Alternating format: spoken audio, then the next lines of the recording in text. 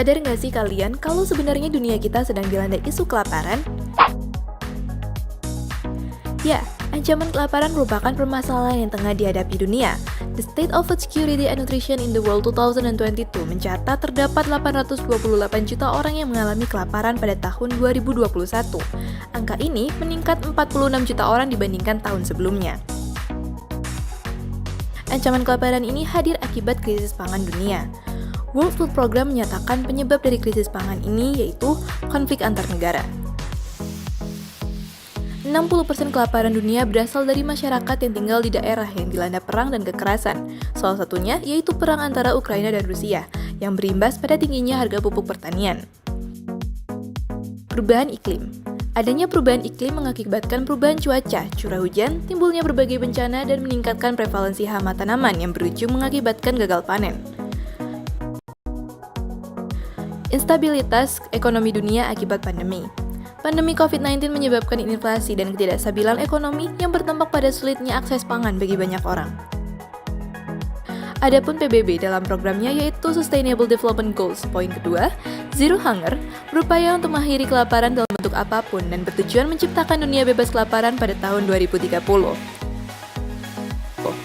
Dalam merealisasikan visi Zero Hunger di seluruh dunia, Food Association Organization menyerukan 4 aksi utama, yaitu mengkampanyekan dan memulai gerakan tidak membuang-buang makanan, meningkatkan jumlah produksi pangan dan mendorong riset pertanian agar mendapatkan metode baru untuk meningkatkan hasil produksi pangan, mengimplementasikan pola makan juga diet sehat dengan memperhatikan kandungan gizi dari makanan yang dikonsumsi, dan mengajak semua negara untuk mendukung program Zero Hunger.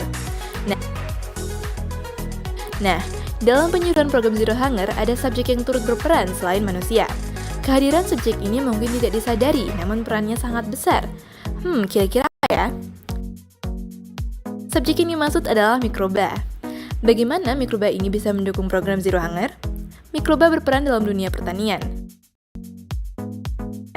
Kehidupan tanaman didukung oleh kehadiran mikroba seperti bakteri, cendawan, dan virus yang hidup di sekitar akar, batang, daun, dan bagian tanaman lainnya.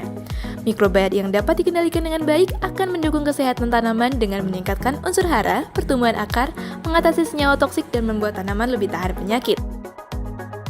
Mikroba dan tumbuhan ini sudah dianggap sebagai mitra erat dalam hampir seluruh proses kehidupan.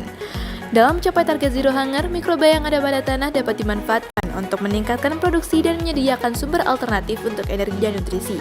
Salah satu contohnya adalah Mycorrhiza arbuscula yang berasosiasi dengan 80% akar tanaman. Arbuscula membentuk halinan hifa yang berperan penting dalam perpanjangan akar tanaman sehingga tanaman memperoleh nutrisi, mineral, dan air dengan baik. Ada juga mikroba yang berperan dalam penyimpanan dan peningkatan gizi makanan. Contoh yang paling sering ditemui yaitu pada produk-produk hasil fermentasi seperti tempe, yogurt, kombucha, peyem, dan natto. Nah, dari sini kita bisa mengetahui bahwa makhluk yang paling kecil sekalipun turut berperan dalam upaya mensejahterakan manusia. Tinggal peran dari kita nih yang bisa memanfaatkan dan mengelolanya dengan baik.